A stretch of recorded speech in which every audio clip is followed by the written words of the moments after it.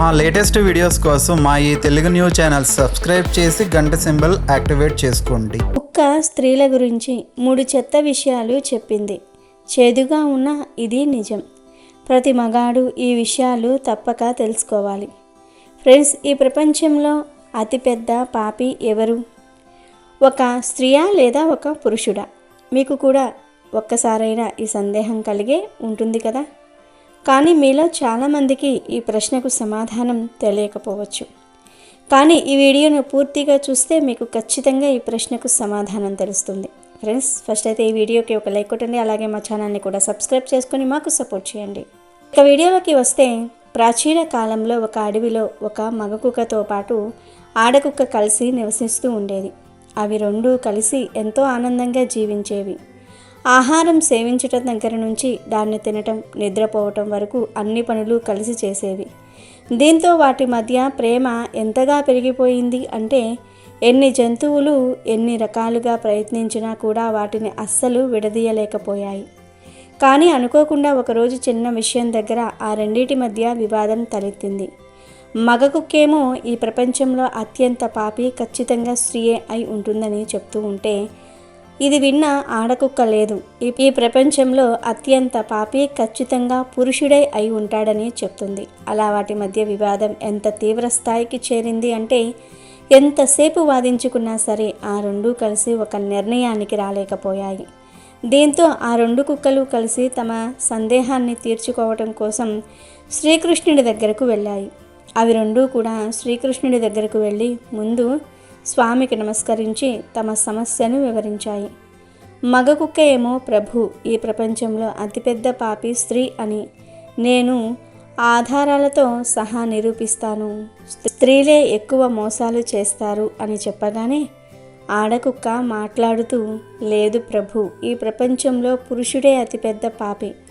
నేను కూడా దీన్ని ఆధారాలతో సహా నిరూపిస్తానని అంటుంది. ఆ కుక్కలను చూసిన శ్రీకృష్ణుడు తనలో తాను నవ్వుకుని, సరే, మీరిద్దరూ మీ ఆధారాలను చూపించండి అని అడుగుతారు. అప్పుడు మగ కుక్క ఎలా చెప్పటం ప్రారంభిస్తుంది. ప్రభు, ఒక రాజ్యంలో ఉగ్రసేనుడు అని ఒక రాజు ఉండేవాడు. ఆ రాజ్యంలో ప్రజలకు ఏ సమస్య వచ్చినా దాన్ని పరిష్కరించడానికి అతను ఏం చేయడానికి అయినా సరే సిద్ధపడేవాడు. అతనికి 4 కొడుకులు ఉన్నారు. అతని పెద్ద కొడుకు పేరు భీమసేనుడు. అతను అందంగా ఉండటంతో పాటు ఎంతో బలిశాలి. అతని భార్య ఉమా కూడా చాలా అందంగా ఉండేది. వాళ్ళిద్దరూ ఎంతో కాలం నుంచి చాలా ఆనందంగా నివసిస్తూ ఉన్నారు. కానీ ఉమకు తన అందం పట్ల చాలా అహంకారం ఉండేది. ఈ ప్రపంచంలో తనకంటే అందగత్తె మరొకరు లేరని తను భావిస్తూ ఉండేది. కానీ అనుకోకుండా ఒకరోజు భీమసేనుడు తన తండ్రి ఉగ్రసేనుడిని వ్యతిరేకిస్తాడు. దీంతో ఉగ్రసేనుడికి భీమసేనుడి పైన చాలా కోపం వస్తుంది. అందుకనే అతను భీమసేనుడిని వీలైనంత త్వరగా రాజ్యం నుంచి వెళ్ళిపోమని శిక్షిస్తాడు. అది విన్న వెంటనే భీమసేనుడు చాలా బాధపడతాడు. తన కోటలోనికి వెళ్ళి అక్కడ ఉన్న తన వస్త్రాలను, ముఖ్యమైన వస్తువులను తీసుకుని వెళ్ళడానికి సిద్ధపడతాడు. ఇంతలో అక్కడికి ఉమా వచ్చి, ఏవండి, ఎందుకు మీరు ఇంత బాధపడుతూ ఉన్నారు? ఏం జరిగింది అని అడగగానే భీమసేనుడు జరిగిన సంఘటన గురించి తనకు వివరిస్తాడు. ఇది విన్న ఉమా, ఒకవేళ మీరు రాజ్యం వదిలి వెళ్ళిపోతున్నట్లయితే నేను కూడా మీతో వస్తానని చెప్తుంది. మరుసటి రోజు భీమసేనుడు మరియు ఉమా రాజ్యం నుంచి బయటకు వచ్చేస్తారు. వాళ్ళిద్దరూ కలిసి అడవిలో నడుస్తూ ఉన్నారు. కానీ చాలా దూరం నడవటంతో వాళ్ళు బాగా అలసిపోయారు. అందుకనే వాళ్ళు ఒక చెట్టు క్రింద కూర్చొని విశ్రాంతి తీసుకుంటూ ఉన్నారు. కానీ అనుకోకుండా అక్కడికి ఒక అతిపెద్ద పాము వచ్చి ఉమను కాటివేసింది. ఈ దృశ్యాన్ని చూసిన వెంటనే భీమసేనుడు చాలా బాధపడ్డాడు. తన ప్రాణానికి ప్రాణమైన భార్యను కాపాడుకోవడానికి అతను అన్ని విధాలుగా ప్రయత్నిస్తాడు. కానీ దురదృష్టవశాత్తు తను చనిపోతుంది. దీంతో భీమసేనుడు చాలా బాగా గట్టిగా ఏడవటం మొదలు పెడతాడు. అయితే కాసేపటికి ఒక ఆకాశవాణి ప్రత్యక్షమై, యువరాజా, ఒకవేళ నువ్వు నీ జీవితంలోని సగం ఆయుష్ను దానం చేసినట్లయితే నీ భార్యను నేను తిరిగి బ్రతికిస్తానని చెప్తుంది. అది విన్న భీమసేనుడు ఏమాత్రం ఆలోచించకుండా తన ఆయుష్లోని సగభాగాన్ని దానం చేసి తన భార్యను బ్రతికించుకున్నాడు. అప్పుడు ఆకాశవాణి మాట్లాడుతూ, ఈ విషయం గురించి నువ్వు ఎవరికీ చెప్పకు అని మాయమైపోయింది. ఉమకు మళ్ళీ ప్రాణం తిరిగి రావడంతో భీమసేనుడు చాలా ఆనందించాడు. దీంతో వాళ్ళు మళ్ళీ అక్కడి నుంచి నడవటం ప్రారంభించారు. అలా నడుచుకుంటూ వాళ్ళు ఒకరోజు ఒక వ్యక్తి ఇంటికి చేరుకున్నారు. అతను చాలా అందంగా ఉన్నాడు. అతన్ని చూడగానే ఉమ ఆకర్షితురాలు అయిపోయింది. అందుకనే తన భర్త భీమసేనుని మోసం చేసి అతనితో కలిసి వెళ్ళిపోయింది. ఇది తెలిసిన భీమసేనుడు చాలా బాధపడ్డాడు. తన ఆయుష్లో సగభాగాన్ని ఇచ్చి తన భార్యను బ్రతికించుకున్నా సరే తన భార్య అతన్ని కాకుండా మరొక వ్యక్తిని ప్రేమించటంతో అతను చాలా బాధపడ్డాడు. దీంతో అతను తన దారిన తాను వెళ్ళిపోయాడు. ఈ విధంగా మగ కుక్క శ్రీకృష్ణుడికి కథను వివరించి, కృష్ణ, ఈ కథ విన్నాక అయినా సరే అర్థమయ్యిందా? ఈ ప్రపంచంలో అతిపెద్ద పాపి స్త్రీయే అని చెప్తుంది. ఇప్పుడు శ్రీకృష్ణుడు ఆడకుక్కను తన సాక్ష్యం చూపించమని చెప్తాడు. అప్పుడు ఆడకుక్క ఇలా కథ చెప్పటం ప్రారంభిస్తుంది. ప్రభు, ఒక నగరంలో పృథ్వీరాజ్ అనే ఒక వ్యాపారి ఉండేవాడు.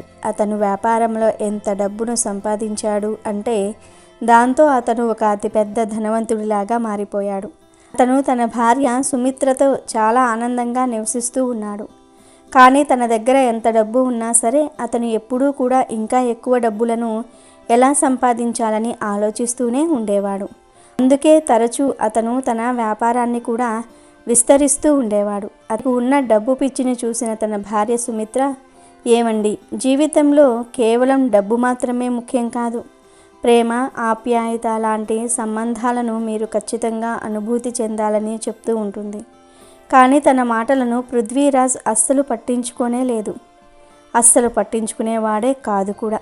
కేవలం డబ్బు సంపాదించటంపైనే దృష్టి పెట్టేవాడు. అనుకోకుండా ఒకరోజు పృథ్వీరాజుకి వ్యాపారంలో చాలా నష్టం వస్తుంది. దీంతో అతను తన దగ్గర ఉన్న డబ్బు మొత్తాన్ని కోల్పోయాడు. అప్పుడు సుమిత్ర అతని దగ్గరకు వచ్చి, డబ్బు పోతే ఏమైందండి, మనం మళ్ళీ కష్టపడి డబ్బులు సంపాదించవచ్చు. జీవితంలో ప్రేమ, తోడు అన్నిటికంటే గొప్పవని చెప్తుంది. అయితే పృథ్వీరాజు సుమిత్ర మాటలను నమ్మినట్టుగా నటించాడు కానీ అతని మనసులో ఇంకో ఆలోచన ఉంది. అతను తన భార్య నగలను అమ్మి మళ్ళీ వ్యాపారం మొదలు పెట్టాలని అనుకున్నాడు.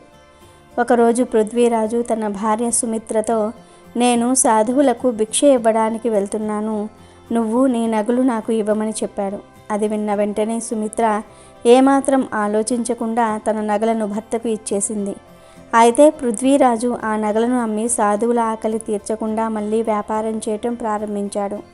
ఈ విషయం సుమిత్రకు తెలిసినప్పుడు తను చాలా బాధపడింది. కానీ సున్నితమైన మనసున్న సుమిత్ర వెంటనే తనని క్షమించింది.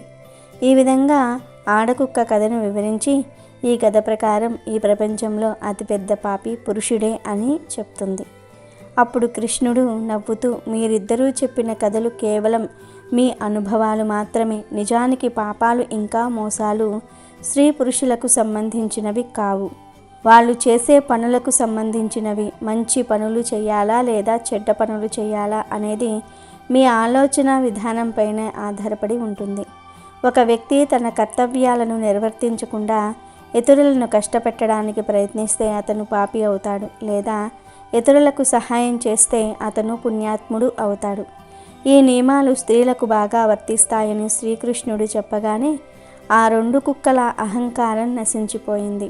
దీంతో ఆ 2 కుక్కలు, ప్రభు, మేము కేవలం మా జీవితంలో కలిగిన అనుభవాలను ఉపయోగించి పాపులను నిర్ధారించాం. మేము చేసిన తప్పు మాకు అర్థమైందని శ్రీకృష్ణుడిని క్షమాపణ కోరుతారు. అప్పుడు శ్రీకృష్ణుడు అహంకారాన్ని మరియు ఆవేశాన్ని విడిచిపెడితేనే నిజాన్ని మీరు తెలుసుకోగలుగుతారని చెప్పాడు. ఇంతలో శ్రీకృష్ణుడితో సత్యభామ ఇలా అంటుంది, ప్రభు, మీరు చెప్పినవన్నీ నిజాలే, కానీ ఈ సమాజంలో పురుషులకు స్త్రీలకు వేరు బాధ్యతలు అప్పగిస్తారు. ఇది భేదభావం కదా అని ప్రశ్నిస్తుంది. దేవి, ఈ భేదభావాలన్నీ మానవులు తయారు చేసినవే. ప్రకృతి ఎవరి పట్ల పక్షపాతం చూపించదు. ప్రకృతిలో ప్రతి ఆత్మ సమానంగానే జీవిస్తుంది. స్త్రీలు పురుషులు అనే భేదభావాన్ని చూపించిన వారు ప్రకృతి నియమాలను ఉల్లంఘించిన వారు అవుతారు. ఈ సంసారంలోని ప్రతి ఒక్క జీవి కూడా తను చేసిన కర్మల ద్వారానే నడుస్తుంది.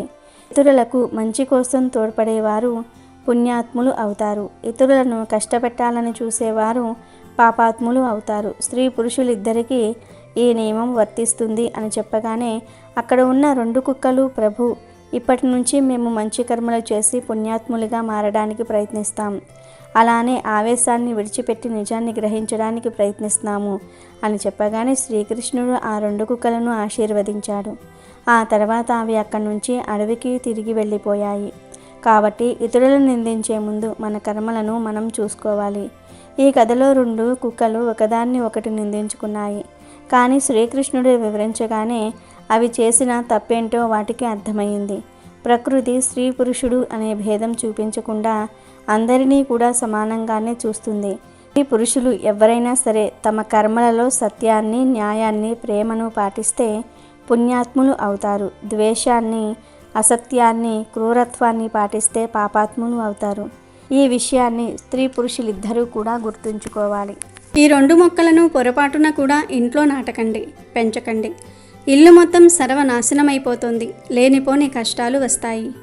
మన జీవితంలో తెలిసి చేసే తప్పుల కన్నా తెలియక చేసే పొరపాట్లే మనల్ని ఎక్కువ నష్టపరుస్తూ ఉంటాయి. చనిపోవడానికైనా సిద్ధపడండి, కానీ ఈ పొరపాటున కూడా ఈ 2 మొక్కలను మాత్రం మీ ఇంటి ముందు పెట్టకండి. ఇవి మీ ఇంటిని, మీ వంశాన్ని సర్వనాశనం చేస్తాయని శాస్త్రాలు చెప్తూ ఉన్నాయి. మరి ఇంతకీ ఇంటి దగ్గర ఏ మొక్కలు నాటకూడదు అనే విషయాన్ని ఇప్పుడు మనం ఈ వీడియోలో వివరంగా తెలుసుకుందాం. ఫ్రెండ్స్, మిడిమిడి జ్ఞానం అనేక అనర్థాలకు దారితీస్తుంది కనుక ఈ వీడియోని పూర్తిగా చూడండి. ముందైతే కామెంట్ బాక్స్లో జై శ్రీమన్నారాయణ అని కామెంట్ చేయండి. అలాగే ఈ వీడియోకి ఒక లైక్ కొట్టి మాకు సపోర్ట్ చేయండి. ఒకానొక సమయంలో వైకుంఠంలో లక్ష్మీదేవి శ్రీ మహావిష్ణువుతో కూర్చొని ఉండగా భూలోకంలో బాధపడుతున్న మానవులను చూసి ఆమె మనసు ద్రవించింది. అప్పుడు ఆమె విష్ణువును ఇలా అడిగింది, ప్రభు, దయచేసి నాకు ఈ విషయం చెప్పండి. మానవులు ఏ చెట్లను నాటాలి, ఏ మొక్కలను ఇంటి ముందు పెంచుకుంటే వారి జీవితంలోని దరిద్రం, కష్టాలు దూరమవుతాయి? శత్రువులు, రోగాలు, భూత ప్రేత పిశాచాల వంటి భయాల నుండి వారికి రక్షణ కల్పిస్తుంది? ఎటువంటి చెట్లను అస్సలు నాటకూడదు, ఎటువంటి చెట్ల వలన కష్టాలు వస్తాయి అని అడిగింది. ఆమె ప్రశ్నకు శ్రీ మహావిష్ణువు చిరునవ్వుతో ఇలా అన్నాడు, దేవి, నువ్వు ఈరోజు మానవాళి మేలు కోసం చాలా ముఖ్యమైన ప్రశ్న అడిగావు. ఈ సృష్టిలో చెట్లకు చాలా గొప్ప స్థానం ఉంది. అవి ఎప్పుడూ పూజించదగినవే. కొన్ని ప్రత్యేకమైన చెట్లను సరైన దిశలో, సరైన స్థానంలో నాటడం వల్ల అద్భుతమైన ఫలితాలు వస్తాయి. చెట్లు, మొక్కలు కేవలం ఇంటికి అందాన్ని ఇవ్వటమే కాదు, అవి మన చుట్టూ ఉన్న గాలిని శుభ్రం చేస్తాయి. వాటి నుండి నిరంతరం సానుకూల శక్తి ప్రసరిస్తూ ఉంటుంది. అది మనిషి జీవితంలో పురోగతికి చాలా అవసరం. చెట్లు ప్రతికూల శక్తులను గ్రహించి వాతావరణాన్ని అనుకూలంగా మారుస్తాయి. ఇంటి ముందు సరైన మొక్కలు ఉంటే ఇంట్లో సుఖ సంతోషాలు, ఐశ్వర్యము వెల్లివిరుస్తాయి. అంతేకాదు ఎన్నో రకాల వాస్తు దోషాలను కూడా ఈ మొక్కలు నాశనం చేస్తాయి. ఇంటి ఆవరణలో ఉండే శుభప్రదమైన చెట్లు దేవతల్లా ఆ ఇంటిని కాపాడతాయి. దేవి, ఇంటి దగ్గర ఏ మొక్కలు పెట్టాలి, ఏవి పెట్టకూడదు అనే విషయం చెప్పే ముందు నీకు ఒక పాత కథ చెప్తాను. ఆ కథ వింటే ఏ మొక్కలు నాటడం వల్ల జీవితం నాశనమవుతుందో, ఏవి నాటితే అదృష్టం పుట్టుకొస్తుందో మీకు స్పష్టంగా అర్థమవుతుంది. ఈ కథని ఎవరైతే శ్రద్ధగా వింటారో వారి వందలాది పాపాలు నశించి దరిద్రం శాశ్వతంగా తొలగిపోతుంది అని అన్నాడు. అప్పుడు లక్ష్మీదేవి, ప్రభు, నేను ఈ కథను తప్పకుండా పూర్తి శ్రద్ధతో వింటాను. దయచేసి ఆ కథను నాకు చెప్పండి అని కోరింది. శ్రీ మహావిష్ణువు ఇలా కథ చెప్పటం ప్రారంభించారు. ఓ దేవి, పూర్వకాలంలో మధ్య ప్రాంతంలో ఒక అందమైన నగరం ఉండేది. ఆ నగరంలో గోపాలుడు అనే ఒక వ్యాపారి తన భార్య సుమిత్రతో కలిసి నివసించేవాడు. గోపాలుడు గొప్ప శివభక్తుడు. ప్రతిరోజు శివుణ్ణి ఎంతో భక్తి శ్రద్ధలతో పూజించేవాడు. అతని భార్య సుమిత్ర కూడా ఎంతో గుణవంతురాలు. ఇంటి పనులలో చాలా నిపుణురాలు. వారి ఇంట్లో డబ్బుకు, ధాన్యానికి ఏ లోటు లేదు. భగవంతుని దయ వల్ల వారికి అన్నీ సమృద్ధిగా ఉండేవి. వారి జీవితం ఆనందంగా సాగిపోతుంది. ఇలా చాలా రోజులు గడిచాక గోపాలుడి భార్య సుమిత్రకు మొక్కల పెంపకం మీద ఆసక్తి కలిగింది. తన ఇంటి ఆవరణను పచ్చగా మార్చాలని కొన్ని చెట్లను నాటింది. రోజు వాటికి నీళ్లు పోసి ప్రేమగా సేవ చేసేది. కానీ పాపం సుమిత్రకు చెట్ల గురించి సరైన జ్ఞానం లేదు. ఆమెకు ఏ మొక్కలు చూడడానికి అందంగా అనిపించాయో వాటినే తెచ్చి నాటింది. తెలియక ఆమె తన ఇంటి ఆవరణలో అత్యంత అశుభకరమైన మొక్కలను నాటింది. ఆ మొక్కలు పెరగటం మొదలైనప్పటి నుండి ఆ ఇంట్లో కష్టాలు మొదలయ్యాయి. గోపాలుడికి వ్యాపారంలో అకస్మాత్తుగా నష్టాలు రావటం ప్రారంభించాయి. ఇంట్లో ప్రశాంతత కరువైంది. భార్యాభర్తల మధ్య ప్రతి చిన్న విషయానికి గొడవలు జరిగేవి. వారి మధ్య ప్రేమ తగ్గి అనుమానాలు, వాదనలు పెరిగాయి. వారి జీవితంలోనికి ఊహించని కష్టాలు ఒకదాని తర్వాత ఒకటి రావటం మొదలయ్యింది. నెమ్మదిగా గోపాలుడి వ్యాపారం మొత్తం నాశనమయ్యింది. అతను సంపాదించిన ధనమంతా కరిగిపోయింది. చివరికి గోపాలుడికి కనీసం తినడానికి తిండి కొనుక్కోవడానికి కూడా డబ్బు లేని పరిస్థితి ఏర్పడింది. వారు పస్తులుండటం ప్రారంభించారు. ఆకలి, దరిద్రం కారణంగా సుమిత్రలో కూడా చిరాకు పెరిగి తన భర్తను ఏదైనా పని చేయమని నిందించేది. పాపం గోపాలుడు పని కోసం గ్రామంలో ప్రతి ఇంటి తలుపు తట్టాడు. కానీ అతనికి ఎక్కడా పని దొరకలేదు. అతను నిరాశతో ఇంటికి తిరిగి వచ్చి తన భార్యతో, ప్రియా, నాకు ఎవ్వరూ పని ఇవ్వటం లేదు. ఇప్పుడు నేను ఎక్కడ పని వెతకాలి అని కన్నీరు పెట్టుకున్నాడు. వారిద్దరూ పూర్తిగా నిరాశలో మునిగిపోయారు. కొత్తగా వ్యాపారం మొదలు పెట్టడానికి వారి దగ్గర ఒక్క పైసా కూడా లేదు. చివరికి గోపాలుడు తన భార్య ఒంటి మీద ఉన్న ఆభరణాలను కూడా అమ్మి ఆ వచ్చిన డబ్బుతో కొన్ని రోజులు కడుపు నింపుకున్నారు. ఇలా తెలియక నాటిన అశుభకరమైన చెట్ల వల్ల వారి జీవితంలోనికి భయంకరమైన దరిద్రము, కష్టాలు వచ్చి చేరాయి. కానీ ఆ విషయం వారికి తెలియదు. కైలాసంలో ఉన్న పరమేశ్వరుడు, పార్వతీదేవి తమ భక్తుడైన గోపాలుడి ఈ దయనీయ స్థితిని చూస్తున్నారు. అప్పుడు పార్వతీదేవి శివుణ్ణి, ప్రభు, మీరు మీ భక్తుడికి సహాయం చెయ్యరా? గోపాలుడు మీకు ఎంత గొప్ప భక్తుడో మీకు తెలుసు కదా. ప్రతిరోజు మిమ్మల్ని పూజిస్తాడు. మరి అతనిని ఎందుకు ఇలా పరీక్షిస్తున్నారు అని అడిగింది. అప్పుడు శివుడు, దేవి, నేను ఖచ్చితంగా గోపాలుడికి సహాయం చేస్తాను.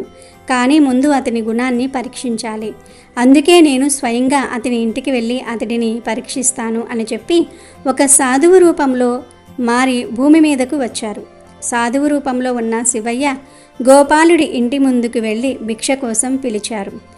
ఇంటి ముందుకు వచ్చిన తేజోవంతుడైన సాధువును చూసి గోపాలుడు నమస్కరించి, సాధు మహారాజ్, రండి, ఈ యజమాని ఇంటికి మీకు స్వాగతం. నేను మీకు ఎలా సహాయం చేయగలను అని వినయంగా అడిగాడు.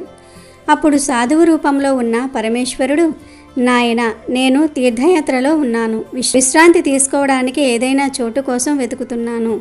నీకు ఇబ్బంది లేకపోతే ఈ రాత్రికి మీ ఇంట్లో నాకు ఆశ్రయం ఇవ్వగలవా? నేను చాలా రోజులుగా ఆకలితో ఉన్నాను. కొంచెం భోజనం పెడితే నీకు పుణ్యం ఉంటుంది అన్నారు. సాధువు మాటలు విన్న గోపాలుడు, మహాత్మా, మీరు ఖచ్చితంగా పుణ్యాత్ముల్లా కనిపిస్తున్నారు. మీ ముఖంలో ఎంతో తేజస్సు ఉంది. మీకు సేవ చేసే అవకాశం రావటం నా అదృష్టం. దయచేసి లోపలికి రండి అని ఆహ్వానించాడు. గోపాలుడు ఆ సాధువుకు గొప్ప సేవ చేశాడు. కానీ అతని ఇంట్లో వండడానికి ఒక్క అన్నం గింజ కూడా లేదు. అప్పుడు అతను తన భార్యతో, ప్రియా, ఇంటికి వచ్చిన సాధువు మహాపురుషుడిలా ఉన్నారు. మనం ఎలాగైనా ఆయన ఆకలి తీర్చాలి.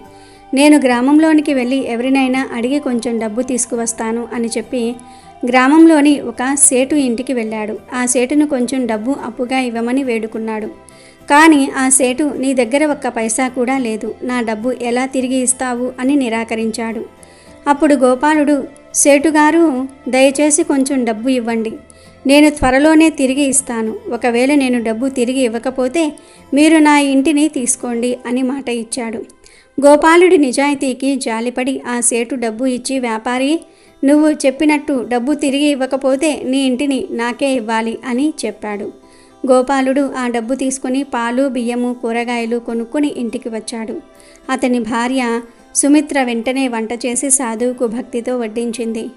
గోపాలుడి భక్తిని, అతిథి మర్యాదను చూసి ఆ సాధువు చాలా సంతోషించారు. భోజనం అయ్యాక ఆయన గోపాలుడితో, వ్యాపారి, నీ భక్తికి, గౌరవానికి నేను చాలా సంతోషించాను. నీకు ఏమైనా కోరిక ఉంటే కోరుకో, నేను ఖచ్చితంగా నెరవేరుస్తాను అన్నారు. అప్పుడు గోపాలుడు చేతులు జోడించి, మహాత్మా, మీ ఆశీర్వాదమే మాకు చాలు. కానీ నేను మీ నుండి ఒక విషయం తెలుసుకోవాలనుకుంటున్నాను. నేను ఏ పాపం చేయటం వల్ల నాకు ఈ దరిద్రం పట్టుకుంది? మేము ఎంతో భక్తితో పరమేశ్వరుని పూజించాము. అయినా మా జీవితంలోనికి ఎందుకింత దరిద్రం వచ్చింది? దీనికి గల కారణం ఏమిటి? ఈ దరిద్రాన్ని తొలగించుకోవడానికి నేను ఏమి చేయాలి అని అడిగాడు. అప్పుడు ఆ సాధువు నవ్వి, నాయనా, నేను నీ ఇంటి ఆవరణలోనికి అడుగుపెట్టినప్పుడే నీ కష్టాలకు కారణం ఏమిటో నాకు అర్థమైంది. జీవితంలోనికి ఈ భయంకరమైన దరిద్రం రావడానికి కారణం నీ ఇంటి ముందున్న ఆ చెట్లే. నీ భార్య తెలియక నాటిన ఆ చెట్లు అత్యంత అశుభకరమైనవి. వాటి వల్లే నీకు ఈ దుస్థితి వచ్చింది. వెంటనే ఆ చెట్లను తొలగించి వాటి స్థానంలో శుభకరమైన మొక్కలను నాటు అని చెప్పారు. అప్పుడు గోపాలుడు ఆశ్చర్యపోయి, మహాత్మా, దయచేసి నాకు చెప్పండి, ఇంట్లో ఏ చెట్లు నాటితే సుఖ సంపదలు వస్తాయి, ఏ చెట్లు నాటకూడదు, వివరంగా చెప్పండి, మీకు జీవితాంతం రుణపడి ఉంటాను అని వేడుకున్నాడు. అప్పుడు ఆ సాధువు ఇలా చెప్పటం ప్రారంభించారు. నాయన, శ్రద్ధగా విను. మీ ఇంటి బావి దగ్గర ఒక పనస చెట్టు నాటు. పనస చెట్టు నాటటం వల్ల వచ్చే పుణ్యం వందలాది యజ్ఞాలు చేసిన దానితో సమానం. ఆ పనస ఆకులు నీటిలో పడినప్పుడు అవి పిండాలుగా మారి పితృదేవతలను తృప్తిపరుస్తాయి. దీనివల్ల అన్ని రకాల పితృదోషాలు తొలగిపోతాయి. ప్రతిరోజు స్నానం చేసిన తర్వాత ఎవరైతే ఈ పనస చెట్టును తాకి నమస్కరిస్తారో వారు తెలిసి తెలియక చేసిన పాపాల నుండి విముక్తులవుతారు. జీవితంలో ఎప్పుడూ ఓటమిని చూడరు. పనస చెట్టును తాకటం వల్ల సాక్షాత్తు లక్ష్మీదేవి అనుగ్రహం కలుగుతుంది. దాని చుట్టూ ప్రదక్షిణ చేయటం వల్ల ఆయుష్ పెరుగుతుంది. అమావాస్య రోజు పనస చెట్టుకు ప్రణామం చేయటం వల్ల 1000 గోవులను దానం చేసినంత ఫలం దక్కుతుంది. పొరపాటున కూడా ఈ చెట్టుకు హాని చేయకూడదు. దాని కొమ్మలు విరిచినా గాయపరిచినా అది మహాపాపం. అలాంటి వారు నరకంలో కఠినమైన శిక్షలు అనుభవిస్తారు. రెండవది సాక్షాత్తు విష్ణుమూర్తికి ప్రాణమైన ఉసిరి చెట్టు. ఉసిరి చెట్టును ఇంటి దగ్గర పెంచితే చాలా మంచిది. ఈ చెట్టు ఫలం అన్ని లోకాలలో ప్రసిద్ధి చెందింది. పరమ పవిత్రమైనది. ఉసిరి చెట్టును నాటిన స్త్రీ పురుషులు మరణచక్రం నుండి విముక్తులవుతారు. ఈ పవిత్ర ఫలాన్ని చూడగానే విష్ణుమూర్తి ఎంతో సంతోషిస్తాడు.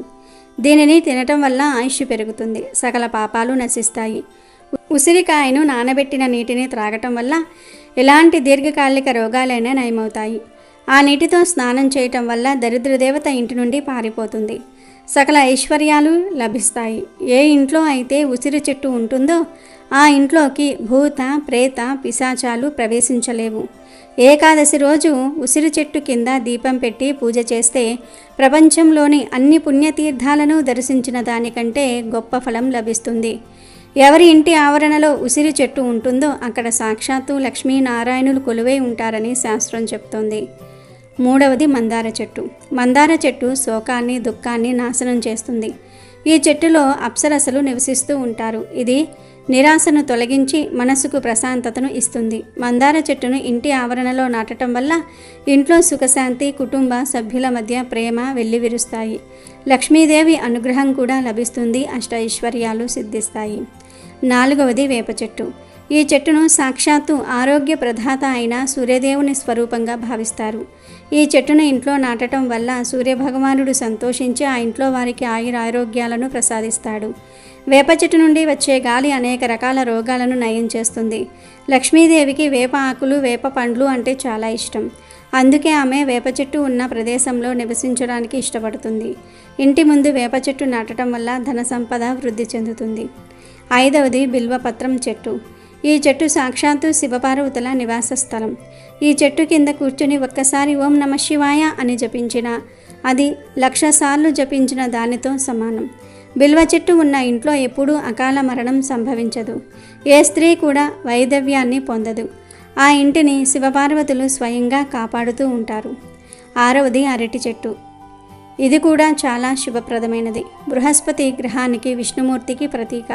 ఈ చెట్టు ఉన్న ఇంట్లో ఎప్పుడూ ధనానికి, ధాన్యానికి లోటు ఉండదు. ఆ ఇంటి పిల్లలు విద్యలో రాణిస్తారు. ఏడవది పారిజాత మొక్క. ఇది సముద్ర మథనం సమయంలో లక్ష్మీదేవితో పాటు ఉద్భవించింది. ఇది దేవతా మొక్క. దీని పువ్వుల సువాసన ఇంటికి దేవతలను ఆకర్షిస్తుంది. ఈ మొక్క ఉన్న ఇంట్లో లక్ష్మీదేవి స్థిరంగా ఉంటుంది.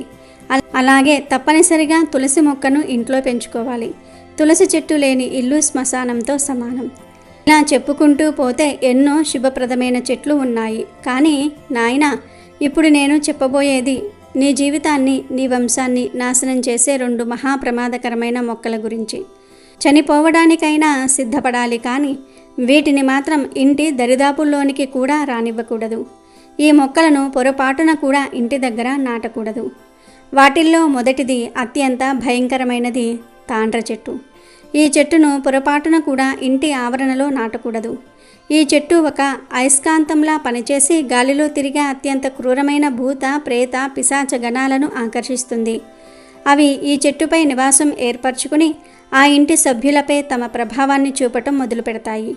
మొదట ఇంట్లో వారికి పీడకలలు వస్తాయి. తర్వాత ఒంటరిగా ఉన్నప్పుడు ఎవరో తమను గమనిస్తున్నట్లుగా భయం కలుగుతుంది. నెమ్మదిగా ఆ ఇంటి సభ్యుల మానసిక స్థితి దెబ్బతింటుంది. ఒకరిపై ఒకరికి అనుమానాలు, ద్వేషము పెరుగుతాయి. ఆ ఇంట్లో ఎప్పుడూ ఎవరో ఒకరు అనారోగ్యంతో బాధపడుతూనే ఉంటారు. ఎంత వైద్యం చేసినా రోగం నయం కాదు. ఎందుకంటే ఆ దుష్టశక్తులు ఆ ఇంటి సభ్యుల జీవశక్తిని నెమ్మదిగా పీల్చేస్తాయి. చివరికి ఆ కుటుంబం ఆర్థికంగా, మానసికంగా, శారీరకంగా పూర్తిగా నాశనమై భిక్షాటన చేసే స్థాయికి వస్తుంది. అందుకే ఈ చెట్టును భూత వృక్షం అంటారు. కాబట్టి పొరపాటున కూడా తాండ్ర చెట్టును ఇంటి వద్ద పెంచవద్దు. పొరపాటున అది మొలకెత్తితే పీకి పారేయండి. రెండవది వంశనాశనాన్ని కలిగించే తాటి చెట్టు. ఈ చెట్టును ఇంటి దగ్గర నాటడం వల్ల సంతానం నశిస్తుంది. ఈ చెట్టు పొడవుగా, ఒంటరిగా ఉంటుంది. దాని స్వభావంలాగే అది ఉన్న ఇంటిలోని వారిని కూడా ఒంటరి వారిని చేసేస్తుంది. ఈ చెట్టు భూమి నుండి ఒక రకమైన ప్రతికూల శక్తిని గ్రహించి ఇంటిపైకి ప్రసరింపజేస్తుంది. ఆ శక్తి నేరుగా ఆ ఇంటి వంశంపై అంటే సంతానంపై ప్రభావం చూపుతుంది. ఆ ఇంట్లో సంతానం కలకపోవటం, గర్భస్రావాలు జరగటం లేదా పుట్టిన పిల్లలు వంశానికి చెడ్డ పేరు తీసుకురావటం, దుర్మార్గులుగా మారటం వంటివి జరుగుతాయి. తాటి చెట్టు నీడ ఇంటిపై పడితే ఆ ఇంటి పురోగతి పూర్తిగా ఆగిపోతుంది. అందుకే తాటి చెట్టు నాటినవాడు వంశానికి తలగొరివి పెట్టినవాడే అని పెద్దలు అంటారు. కనుక ఎవరు ఇంటి వద్ద తాటి చెట్టును పెంచవద్దు. ఒకవేళ ఆ చెట్టు మొలకెత్తినా పీకేయండి. అలాగే ఇంటి ముందు ఎప్పుడూ జమ్మి చెట్టు నాటకూడదు. దీన్ని నాటడం వల్ల విపత్తులు వస్తాయి. ఇంటి ముందు రేగి చెట్టు కూడా నాటకూడదు. దీన్ని నాటడం వల్ల నకారాత్మకత పెరిగిపోతుంది. ధనం నాశనం అవుతుంది. కష్టాలు వస్తాయి. ఇంటి దగ్గరగా అంటే ప్రహరీ గోడ లోపల మామిడి చెట్టు కూడా నాటకూడదు. ఈ చెట్టు నీడ ఇంటిపై పడితే అశుభ ఫలాలు కలుగుతాయి. అందుకే ఈ చెట్టును ఇంటికి దూరంగా నాటాలి. అలాగే ఇంటి ముందు బొప్పాయి చెట్టు నాటకూడదు. ఈ చెట్టును నాటడం వల్ల ధనం నాశనమవుతుంది, దరిద్రం వస్తుంది. కానీ చాలామంది తెలియక బొప్పాయి పళ్ళ కోసం బొప్పాయి చెట్లను ఇంటి దగ్గర పెంచుకుంటూ ఉంటారు. కానీ అది మీ ఇంటికి అస్సలు మంచిది కాదు. కనుక మీ ఇంటి దగ్గర బొప్పాయి చెట్లు ఉంటే వాటిని వెంటనే తీసి పారేయండి. అలాగే మర్రి చెట్టు ఇంటి తూర్పు దిశలో ఉంటే ఇంట్లో దరిద్రం వస్తుంది. మేడి చెట్టు ఇంటి పడమర దిశలో ఉంటే ఇంట్లో శోక వాతావరణం ఉంటుంది. అలాగే ఎడారి మొక్కలు కూడా ఇంట్లో నాటకూడదు. కలబంద తప్ప మిగిలిన ఏ ఎడారి మొక్కను ఇంట్లో నాటకూడదు. అంటే బ్రహ్మజముడు, నాగజముడు, డ్రాగన్ ఫ్రూట్స్ ప్లాంటు, బ్రహ్మకమలం లాంటి చెట్లు ఇంట్లో పెంచరాదు. ఈ మొక్కల్లో ముళ్ళు, మందపాటి కాండాలు ఉంటాయి. నీరు, తేమను సంగ్రహించడానికి అనుకూలంగా ఉంటాయి. కానీ వీటి స్వభావం శుభమైనది కాదు. కనుక ఎడారి మొక్కలను ఇంట్లో పెంచకూడదు అని సాధు మహారాజ్ గోపాలుడితో చెప్పి, వ్యాపారి గోపాల, నేను నీకు ఈ శుభ అశుభ చెట్ల గురించి చెప్పాను. మీ ఇంట్లో మీ ఆవిడ ఎడారి మొక్కలను అలాగే రేగు చెట్టును నాటింది. అందుకే మీకు దరిద్రం పట్టింది. నువ్వు ఆ చెట్లను పీకేసి శుభప్రదమైన చెట్లను నాటి దేవుని దయ పొందు అని పలికాడు. అప్పుడు గోపాలుడు, ఓ మహాత్మా, మీరు ఈరోజు నాకు గొప్ప జ్ఞానం ఇచ్చారు. నేను నీకు ధన్యవాదాలు చెప్తున్నాను అన్నాడు. ఇంతలో సాధువు రూపంలో ఉన్న శివయ్య గోపాలుడికి ఆశీర్వాదం ఇచ్చి ఆ చోటు నుండి మాయమైపోయాడు. సాధు మహాత్మ అకస్మాత్తుగా అదృశ్యమవటం చూసి గోపాలుడికి అతని భార్యకు ఆశ్చర్యం కలిగింది. అప్పుడు వారికి అర్థమైంది సాక్షాత్తు శివయ్య తమ ఇంటికి వచ్చారు అని. తర్వాత గోపాలుడు సాధు మహాత్మ చెప్పినట్లు ఇంటి ముందు అనేక శుభ చెట్లు నాటాడు. దానివల్ల అకస్మాత్తుగా అతనికి చాలా ధనం లభించింది. దరిద్రం దూరమైంది. గోపాలుడు అతని భార్య శివయ్యకు ధన్యవాదాలు చెప్పటం మొదలుపెట్టారు. కాబట్టి దేవి లక్ష్మి, శుభ అశుభ రకాల చెట్ల గురించి ఈ కథ ద్వారా నీకు అర్థమైంది కదా అని విష్ణుమూర్తి చిరునవ్వు నవ్వినాడు. ఇలా విష్ణువు ఇంటి దగ్గర నాటాల్సిన శుభ అశుభ చెట్ల గురించి చెప్పారు. వీడియో నచ్చితే లైక్ చేయండి, షేర్ చేయండి, బట్ సబ్స్క్రైబ్ చేసుకోవడం మర్చిపోవద్దు.